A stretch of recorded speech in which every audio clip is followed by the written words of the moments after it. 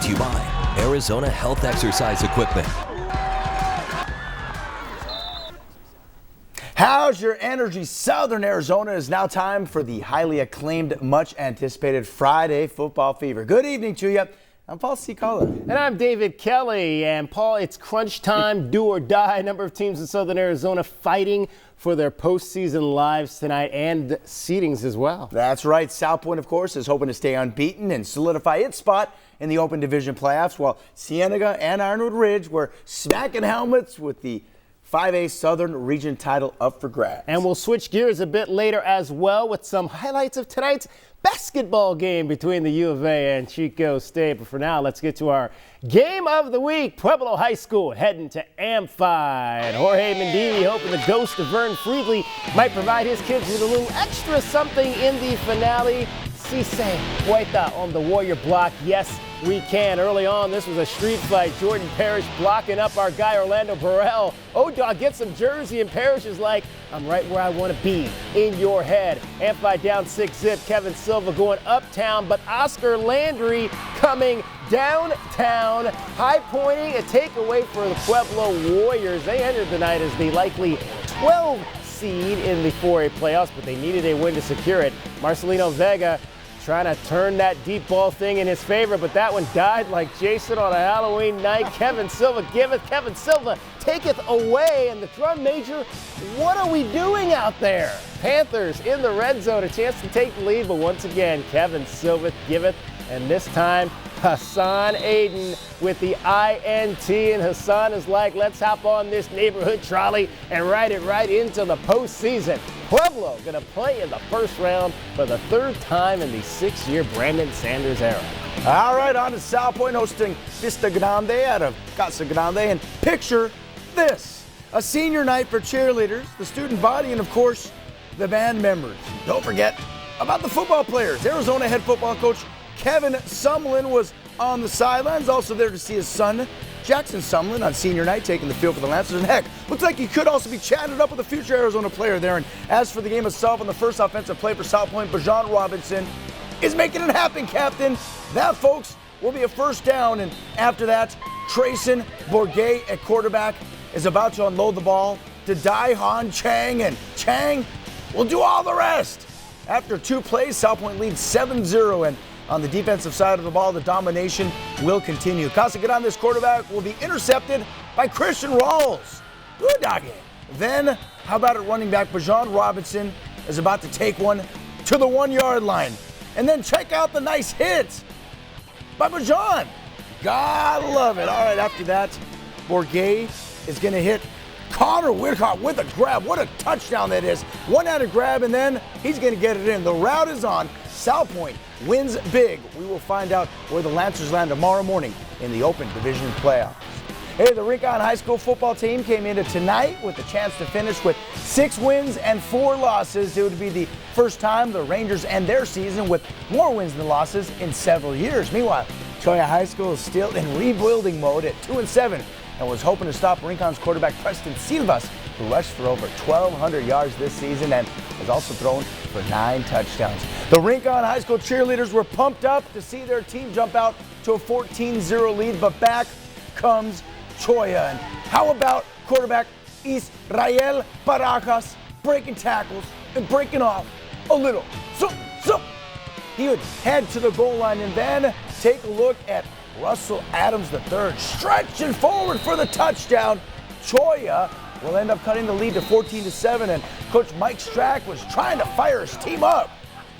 All right, a bit later, Choya trying to push the ball forward, but Barajas' pass was tipped by Jonathan Rodriguez. Good job, man. The Rangers are D'ing it up. Speaking of defense, gotta love Steven Geiger coming through with the interception of the tip ball. Last check, Rincon was leading Choya by 2 touchdowns. All right, moving on from the west side in Choya High School to Oro Valley in North Pima County.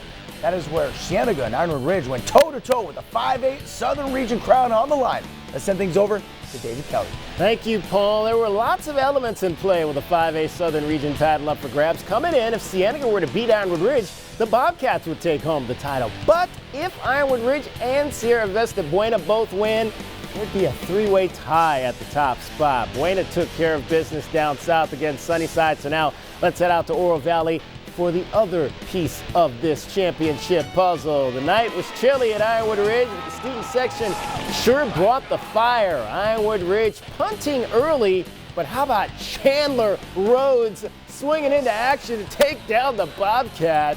Then Cienega's Ryan Swagger unloading his cannons. Sebastian Felix strikes back with the catch right there. First down inside the red zone. RPO, and Tristan Prail takes it in for the Bobcats. They'll take the early lead in this ball game. Second quarter now, Swagger, and check out this toss to Tristan Bushy, who can't be stopped by one guy, and it's going to take maybe three to get him down to the surface. Cienega shuts out the Ridge. The Bobcats are your Conference 5A Southern Region champions yet again. Hey, thanks, David. With Puente High School's win over Sunnyside, there's more likelihood than not that they'll make it to the postseason. Hey, we're far from over with. After the break, more football as a team from Saguarita hopes to solidify its solid season. Walden Grove was gunning for its 9th win in 10 games as the Red Wolves took on Palo Verde, plus Saguaro was at it again. And we have bonus sports coverage of the Arizona Wildcat basketball team hooping it up in an exhibition game against Chico State. Dave Kelly brings you those highlights. And don't forget about the high school football play of the week as the Friday Football Fever rolls on like Donkey Kong.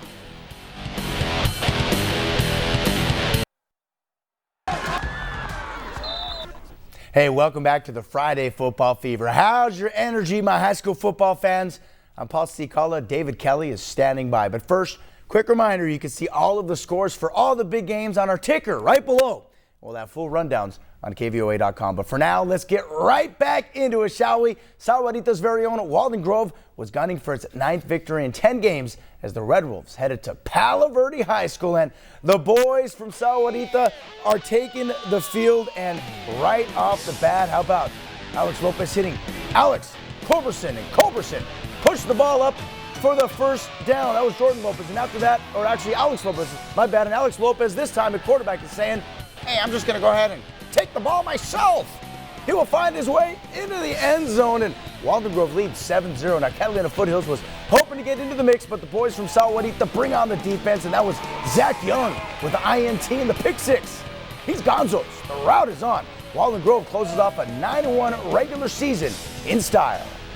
All right, Paul, let's take a look at Saguaro and Catalina Foothills here. Final game for Saguaro. They're headed to the postseason, and early on, it is going to be Jameer Gassaway, and he is going into the end zone for the touchdown. Saguaro off to the early lead, and not a lot of people in the Cougar cage tonight, apparently. Coming back at you for Catalina Foothills, that's Will Parker, but he is going to be intercepted by Ahmad Hunter. Ahmad coming back the other way like those shiny red jerseys for Saguaro tonight. And then on the inside run, everybody is faked out but the man with the ball, and that is Isaiah Davis. Touchdown Saguaro. The Cougars are heading to the postseason, possibly as the 3 seed in 4A after a 25-zip win over Catalina. Saguaro doing it well. Hey, moving on from Tucson's Midtown, let's hit up the campus of the U of A. Switching gears a bit, where the Wildcats were hooping it up against Chico State. Let's send things over to David Kelly once again. Hey, Paul, it was the second chance for U of A fans to see Arizona take the court at McHale Center this preseason. Of course, they had the early Red-Blue game back on September the 27th, and now tonight it was Chico State in an exhibition game. And we'll start with guard Devonair Dutrieve is suspended indefinitely. Here we go again. Chico State, though, came to play early. Isaiah Brooks to Nico Mania. Get off me, son. Taking the freshman to the bank, lefty style. Now, to be successful this season, the Wildcats are going to need more than just the fab freshman class. They'll need guys like Ira Lee, 10 points tonight, showing his lefty flash. And then Slick Red in transition, leaving it for Chase Jeter. Throw it down. Chase, 17 points for the Wildcats. Nico, 6 assists. How about some more new guys? Stone Gettings, he can shoot it from distance. Sheedy and Cole checking out the product tonight. And then Gettings going to give another distance newbie, Max Hazard. And how about yet another newbie, freshman Christian Coloco put back and one. It was not easy tonight, but Arizona wins it 74-65. The Wildcats, however, made just 4 of 17 three-point shots. Hey, congrats to the Wildcats. Bear down, and let's not forget Coach Adia Barnes and the Arizona women's basketball team open up against North Dakota on Tuesday at McKell Center. Plenty of tickets are still available. And now back to the gridiron for the Friday Football Fever Play of the Week. And for that, we will head to Amphi, where Pueblo was D'ing it up, and gotta love the interception of Oscar Landry. Coming down with the ball. Yes, you can, my friend. And when it comes to the playoffs for Pueblo, si se puede.